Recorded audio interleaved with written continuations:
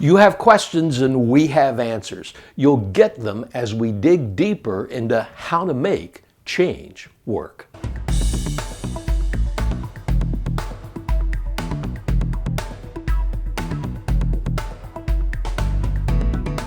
Hello, I'm Randy Pennington. Thanks for joining the conversation. Please remember, hit the subscribe button and ring the bell to never miss new content. Last week I shared a model about how to structure a change process that increases your opportunities for success. You can find the link to that video in the description below. This week we're looking at 4 big questions about leading change, including my top 10 list of reasons why change fails. So here goes. First question, does every change need a burning platform to get everyone's attention? The notion of a burning platform to motivate change has really been around for a long time. It's based on a real dilemma that happened in the North Sea, where a group of oil workers were trapped on their rig platform and had to choose to change what they had always known or perish. Daryl Conner is one of several to share this story in his seminal book, Managing at the Speed of Change. I look at it this way. People change for basically 2 reasons. Crisis pushes them to change, or opportunity pulls them to change. Of the 2, crisis is the more effective motivator for most people. But not every organization is in a state of crisis. And with the speed of today's world, waiting until a crisis could easily mean that you're so far behind that you can never catch up. That's why more and more leaders are focusing on a compelling vision or opportunity, and then factoring in a bit of positive, productive paranoia to keep everyone both excited about the future and aware of what can happen if you don't continually anticipate and pursue positive change. So, if you have a crisis, don't waste it, but you don't have to have one, and you shouldn't make one up. That will cost your credibility. Second question, do I need a guiding coalition for change? I've been using a group of formal change champions to help with large-scale change since my earliest work on culture and performance management change way back in the 1980s. Now, John Kotter used the phrase guiding coalition, and he made it popular in his book, Leading Change. And as much as I love this approach, there are times when it might not be needed or isn't appropriate. For instance, a simple process change might not need a full-blown design team or guiding coalition.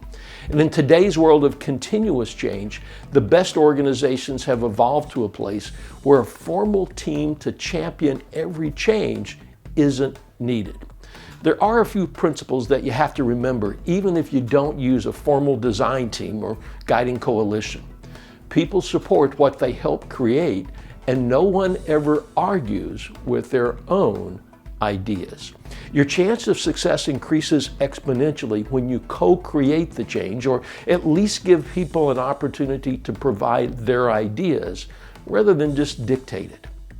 Next question. How long should I get people to buy into the change? Well, this is a great question and a difficult one. It's important to distinguish between those who have bought into the change and are struggling to adapt from the true resistors. In last week's video, I referenced the early adopter curve, and using that as a guide, you'll get buy-in from about 50% very quickly.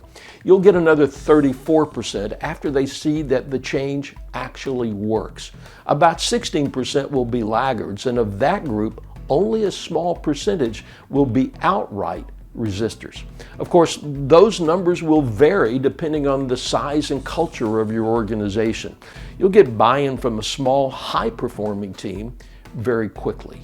You should support those who are trying but just can't make the change with coaching, education, training, and possibly even some accommodation in their job. You're looking for progress, but at some point, you might have to make a management decision about whether they can do what you need them to do.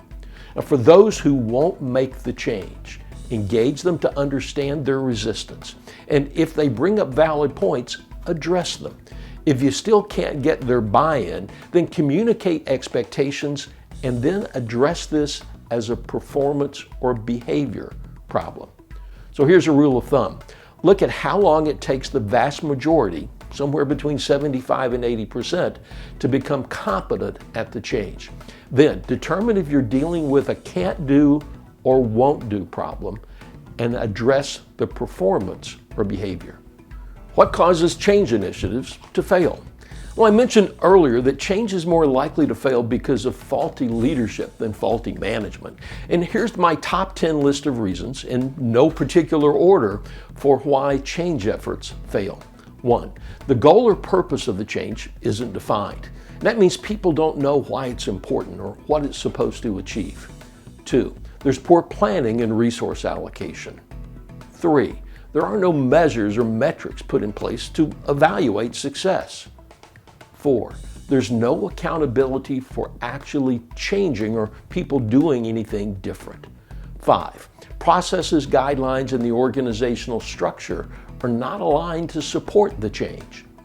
6, not enough effort and resources are invested in achieving buy-in. 7, leaders say that things are changing, but they never clearly define from what to what.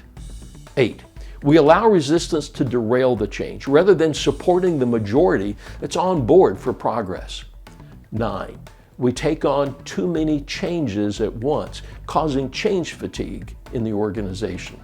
And 10, leaders move on to the next change without making sure this one is completed or anchored in the culture. We don't pay attention to the last 5 to 10% to get the change across the finish line. Well, that's it for this episode. Thanks for watching. Next week, we'll tackle one of the most difficult aspects of being an effective leader, and that's holding difficult conversations about performance that isn't meeting expectations. Please make sure that you hit the subscribe button and ring the bell to never miss content just as soon as it's released. And please share this with your friends. Give us a like and comment with your ideas and questions. We appreciate it. And remember, the heroes in every marketplace are known by their results. I'll see you next time.